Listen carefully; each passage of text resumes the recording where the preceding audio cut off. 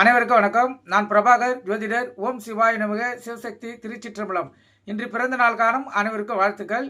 இறைவனுடைய அருள் பரிபூர்ணமாக உங்களுக்கு கிடைக்கட்டும். உங்களுடைய மனம் எதை என்னை ஆசைப்படுகிறதோ அந்த ஆசை நிறைவேறட்டும் என்று எம்பெருமான் சிவபெருமானிடம் அடியன் வேண்டிக் கொள்கிறேன். இப்போ நான் என்ன சொல்ல போறேன்னா, இந்த நிறைய பேருக்கு இந்த ராசிகள் என்னென்ன ராசிகள்னு சொல்லி சில பேருக்கு தெரியாது. அதுக்காக ஒரு பதிவு சொல்கிறேன், தெரிஞ்சு வச்சுங்க. சிம்பிளான பதிவு தான். ஆனால் இருந்தாலும் எந்த ராசி, நெருப்பு ராசியா, நில ராசியா, காற்று ராசியா, ஜல ராசியான்னு உங்களுக்கு தெரியும்.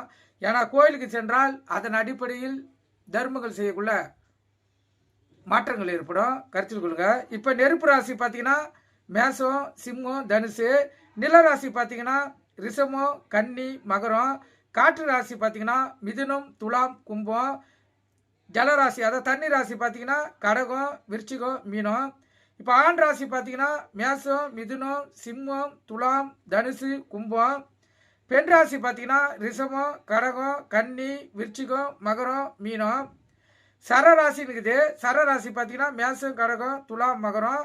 இஸ்து ராசி பார்த்தீங்கன்னா ரிஷமம், சிம்மம், விருச்சிகம், கும்பம். உபய ராசி பார்த்தீங்கன்னா மிதுனம், கன்னி, தனுசு, மீனம். இதெல்லாம் ராசிகளை குறிப்பது.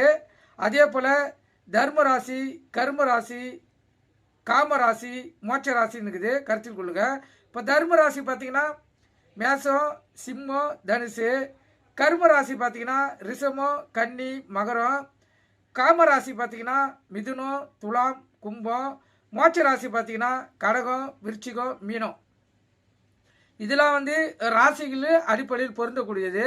அதே போல் இப்போ வாரம், திதி, நட்சத்திரம், யோகம், கர்ணம் இருக்குது. அதுடைய அதிபதி சொல்கிறேன், கற்றுக்கொண்டு பயன்படுங்க. வாரம்னா வாரத்துக்கு அதிபதி குரு பகவான், திதிக்கு அதிபதி சுக்கிரன், நட்சத்திரத்துக்கு அதிபதி செவ்வாய், யோகத்துக்கு அதிபதி புதன், கர்ணத்துக்கு அதிபதி சனி பகவான். கருத்தில் கொள்ளுங்க. இதெல்லாம் தெரிஞ்சு வச்சுக்கிட்டிங்கன்னா உங்களுக்கு நல்லது. இப்போ கோயிலுக்கு சென்றால் இப்போ நெருப்பு ராசிக்காரர்கள் அந்த கோயிலுக்கு கற்பூரம், அதுபோல் நெருப்பு சம்மந்தப்பட்டதை வாங்கி கொடுக்கலாம். நிலராசிக்காரர்கள் பார்த்தீங்கன்னா அந்த கோயிலை சுற்றி வந்தாவே அவங்களுக்கு பலன். காற்று ராசிக்கு பார்த்தீங்கன்னா உங்கள் கோரிக்கையில் நிறைவேறனா கோயிலுக்கு ஃபேன் வாங்கி கொடுக்கலாம். அதுபோல் காற்று சம்மந்தப்பட்டது எதுவாக இருந்தாலும் வாங்கி கொடுக்கலாம். ஜலராசி பார்த்தீங்கன்னா அந்த அபிஷேகம் பண்ணுறதுக்கு, தண்ணியில் கலந்து பண்ணுறதுக்கு சந்தனம், பன்னீர், அதுபோல் தண்ணி சம்மந்தப்பட்டது பால் எது வேணாலும் வாங்கி கொடுக்கலாம். உங்களுடைய எண்ணங்கள் நிறைவேறும். சிறு விளக்கு தான், கருத்து கொண்டு பயன்படுங்க. நன்றி, வணக்கம். வாழ்க வளமுடன்.